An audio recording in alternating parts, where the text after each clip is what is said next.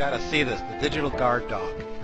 It's a keyless ignition system and I just put it in my car. See the panel?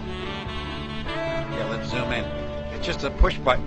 You don't need a key. You just carry this RFID device in your pocket. And you just press that button to start the car. No keys required. Here's the Guard Dawg dog tag, they call it.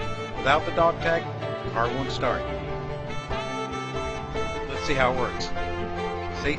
Without the dog tag, it won't start. But with the tag in your pocket, the car starts. Take a look. Real cool, huh? Let's do that again.